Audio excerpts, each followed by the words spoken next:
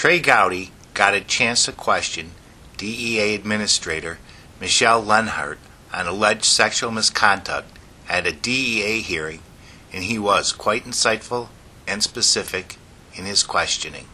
Thank you, Mr. Chairman. Administrator Leonhart, if an agent stateside were soliciting a prostitute that was provided by a drug conspiracy he was investigating, what punishment would you recommend? I can't recommend a punishment. I would just hope that would be thoroughly investigated. And so you're telling me nobody cares what the administrator of the DEA thinks should happen to an agent? You're powerless to express your opinion. You have no First Amendment right when it comes to who works for your agency. I have expressed my opinion in What a was number your of opinion? ways. What did you express? What did you think the proper sanction was? Last year, I sent email and I sent a memo to every employee in DEA and put them on notice that this kind of conduct My question must have been ambiguous because I wasn't talking about future conduct. I was talking about past conduct. What punishment did you recommend for conduct that happened in the past? Under the civil service law, I cannot recommend a penalty. I can't intervene in the disciplinary process. I can't even make a recommendation. What does it take to get? What would it hypothetically? What would it take to get fired as a DEA agent? Because the agents I used to work with were worried about using their car to go pick up dry cleaning. They were actually worried about using their OGV to pick up dry cleaning. They were worried about being disciplined. So apparently that world has changed. Do you know whether any of the prostitutes were underage?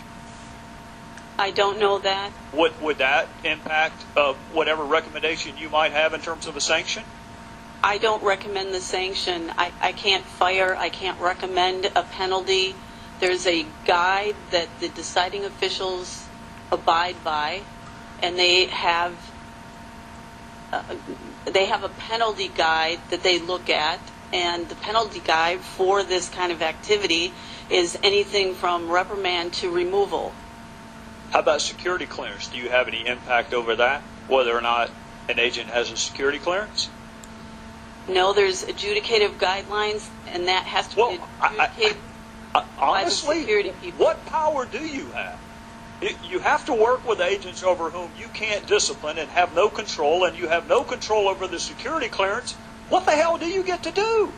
What I can do is build on and improve mechanisms to make sure that the outcome is what we believe the outcome should be. And that is what happened in Cartagena. That is what's going to happen moving forward.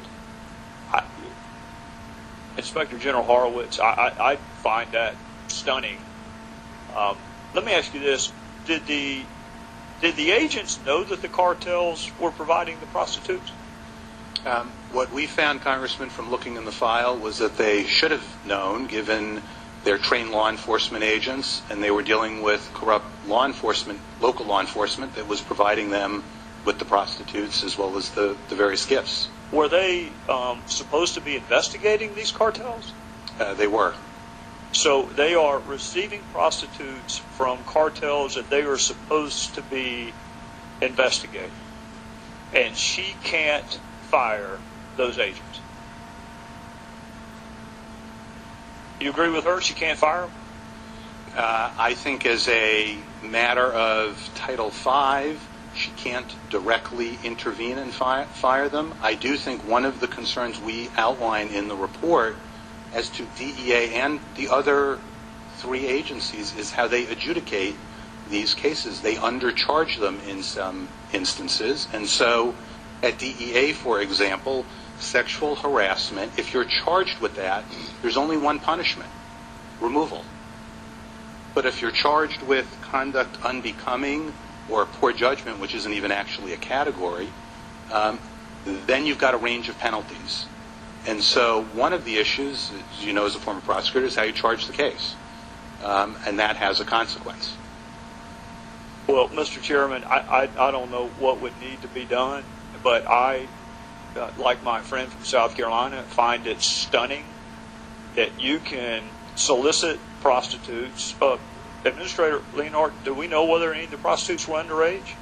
Do we know whether any of them were part of any human trafficking rings? Because the Bogota case happened a decade ago, there were no interviews of prostitutes.